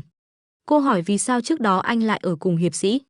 Kế toán giải thích rằng anh đang tìm cách khai thác bí mật giữa họ và hội mạo hiểm giả, nên đã nói dối rằng từng là mạo hiểm giả và đang cần việc làm. Nhờ vậy, anh lọt vào vị trí thư ký trong đoàn hiệp sĩ để điều tra. Anh tiết lộ đã phát hiện ra vị chỉ huy nhận hối lộ từ mạo hiểm giả và còn lập báo cáo giả để nhận thêm tiền từ công hội, nhưng hiện chưa có đủ bằng chứng. Hoàng tử nói họ cần chứng cứ, kế toán cam đoan sẽ thu thập. Hoàng tử nhận xét chuyện này sẽ khó vì tham nhũng trong giới hiệp sĩ ngày càng lan rộng. Rồi anh nhớ ra một điều, các hiệp sĩ thường yêu cầu lượng lớn vật tư quá mức và có thể dùng đó để lấy bằng chứng. Anh trao thanh kiếm cho kế toán để khi có chứng cứ có thể bắt kẻ tội phạm. Neymar bước đến, dặn anh chỉ cần lo thu thập chứng cứ, còn việc còn lại hãy để hoàng tử và những người khác xử lý, để anh không gặp nguy hiểm. Cô còn cầu nguyện cho tinh linh bảo vệ anh. Raph đưa cô về phòng, còn kế toán thì cúi đầu. Nhưng anh cũng nói xin họ đừng làm gì khiến Neymar buồn. Anh hứa với Neymar bằng một nụ cười lần đầu tiên anh mỉm cười trước mặt cô, và điều đó khiến cô hạnh phúc. Sau đó, hoàng tử nói với Raph rằng đội tấn công Kobold sẽ xuất quân vào ngày hôm sau. Raph cảnh báo rằng Nema có thể không chấp nhận chuyện nhiều Kobold phải chết, nhưng hoàng tử khẳng định không thể tránh được vì chính cô đã vạch ra kế hoạch này, nên chắc chắn sẽ có thương vong. Ngày hôm sau, tại nơi ở của Kobold, cô bé người sói báo cho 7 con Kobold rằng họ sẽ có một buổi họp với nhóm của Nema. Hoàng tử yêu cầu tất cả đều phải tham dự, kể cả trẻ con, và giải thích rằng họ muốn đưa mọi người đến nơi an toàn, vì đó là mong muốn của Nema. Hoàng tử tiết lộ rằng nhóm tấn công gồm 53 hiệp sĩ và 2 pháp sư chữa trị, trong khi phe họ chỉ có 34 chiến binh và 8 pháp sư chữa trị. Nema bắt đầu lo lắng, nghĩ rằng hoàng tử quá coi trọng kế hoạch và sợ rằng nó sẽ thất bại. Hoàng tử gọi cô, hỏi có điều gì muốn nói không. Ban đầu cô chần chừ, nhưng rồi lấy hết can đảm để lên tiếng. Cô nói tình hình sẽ vô cùng nguy hiểm và mọi người cần chuẩn bị, khiến cô bé người sói và các kobold nhỏ lo sợ.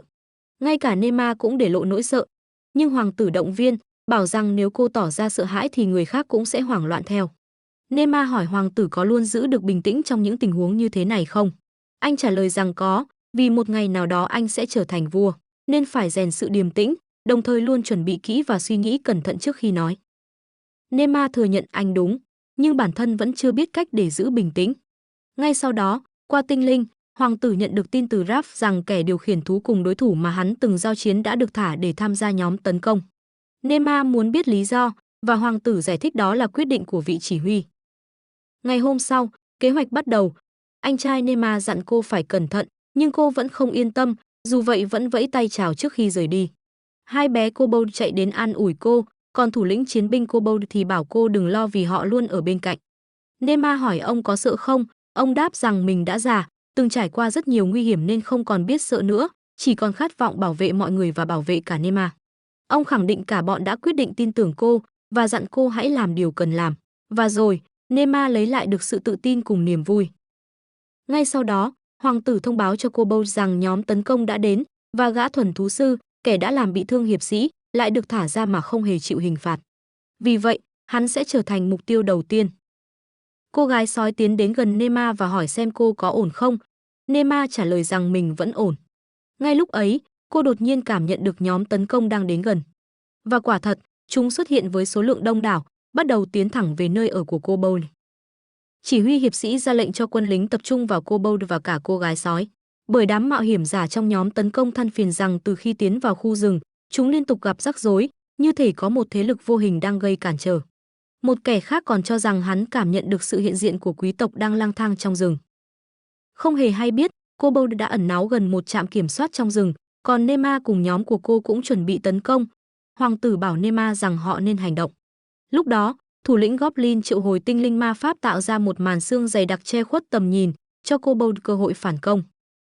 Khi nhóm tấn công còn đang hoang mang, một số Kobold dùng độc dược đánh úp khiến kẻ địch tê liệt, rồi trói chúng vào cây.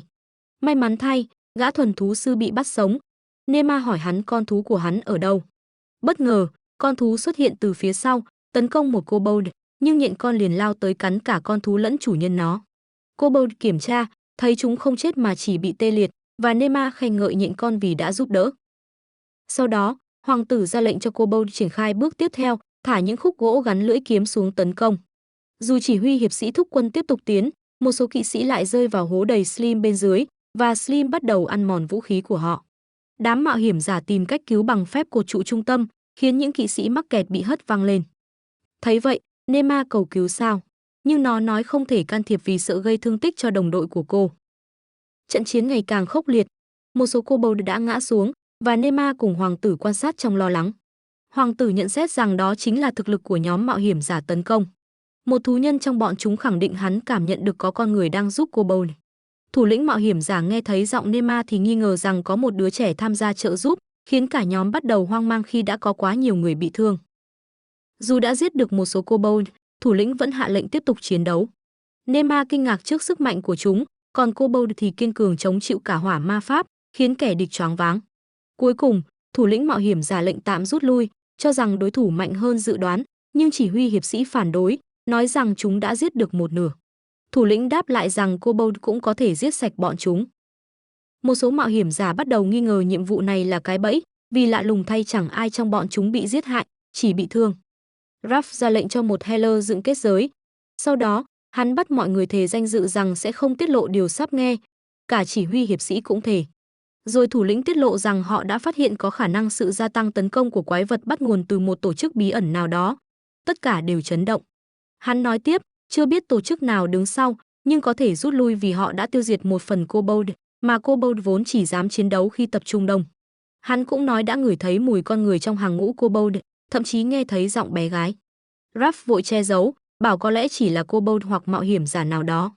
Nhưng hắn cũng thúc giục nhanh chóng rút vì các hiệp sĩ khác vẫn đang giao chiến. Đúng lúc ấy, một tia sét khổng lồ giáng xuống khiến tất cả kinh hoàng. Họ chạy đến nơi phát ra âm thanh, phát hiện nhiều hiệp sĩ trọng thương nhưng không thấy bóng kobold. Có kẻ đoán rằng tia sét đã cuốn chúng đi.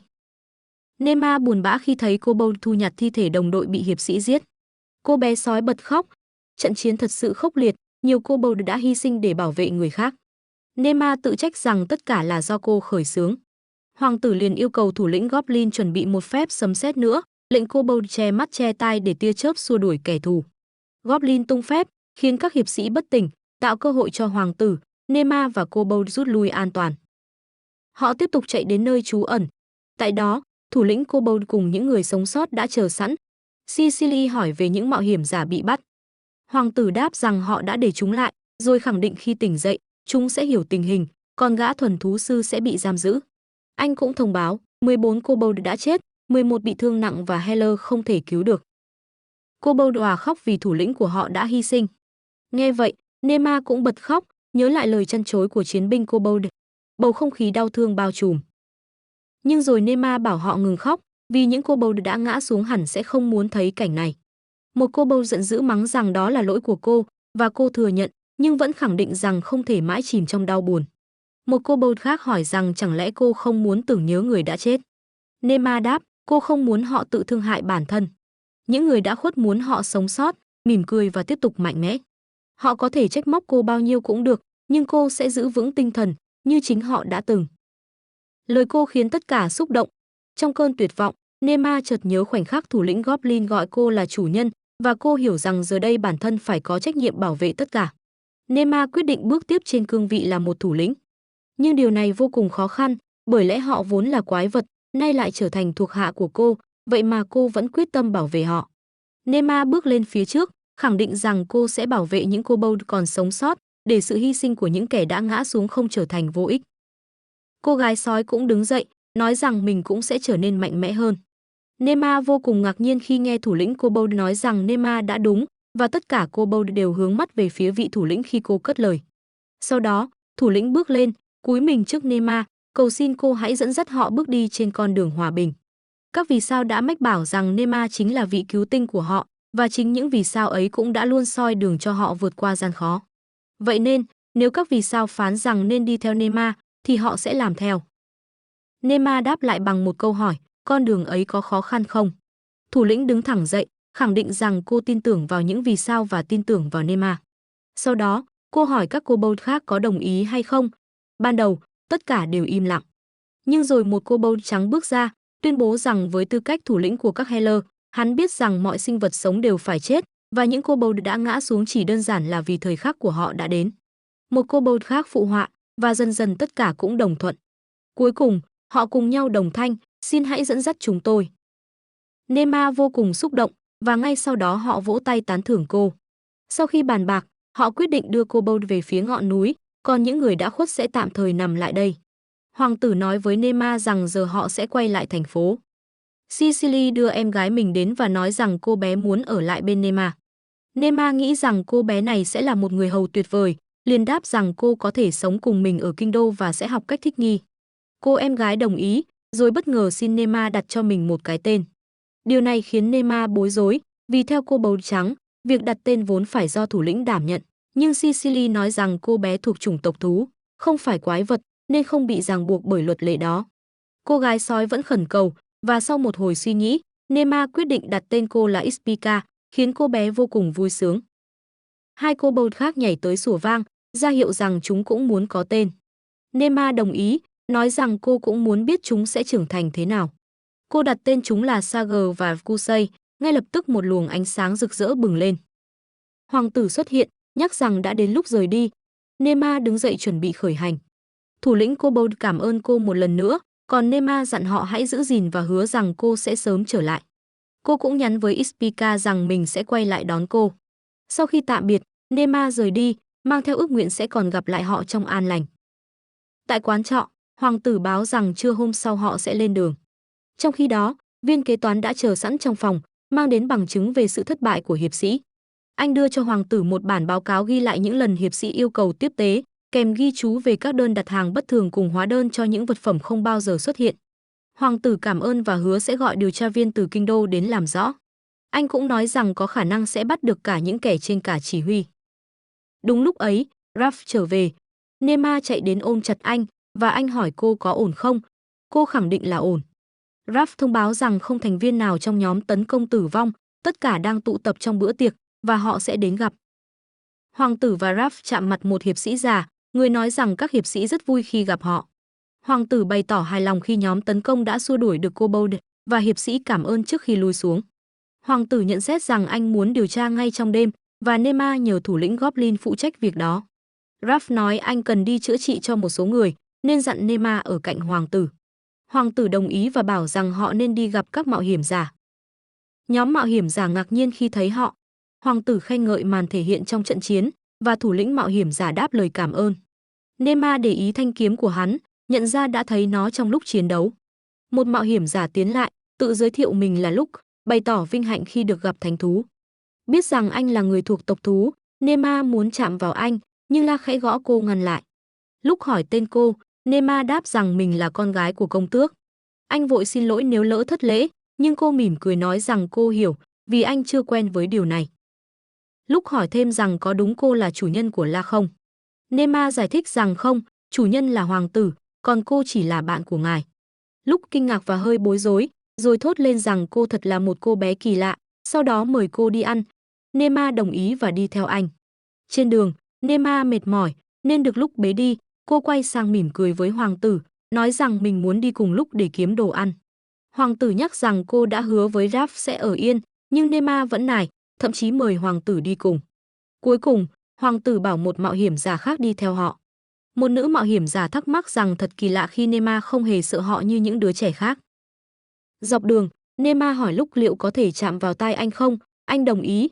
Sau đó, cô thấy vài đứa trẻ đang rửa chén, và trong số đó có cậu bé từng đánh nhóc Kobold trong thành phố. Cô kinh ngạc khi thấy cậu ta nói chồng, bảo cô đừng làm phiền. Nema đáp lại rằng không. Cậu bé tiếp tục, nói rằng cậu làm việc này để sống sót, nhưng sau này sẽ mạnh mẽ hơn, và bảo cô đừng quên lời hứa. Nema gật đầu, nói rằng được thôi, như vậy nghĩa là họ là bạn.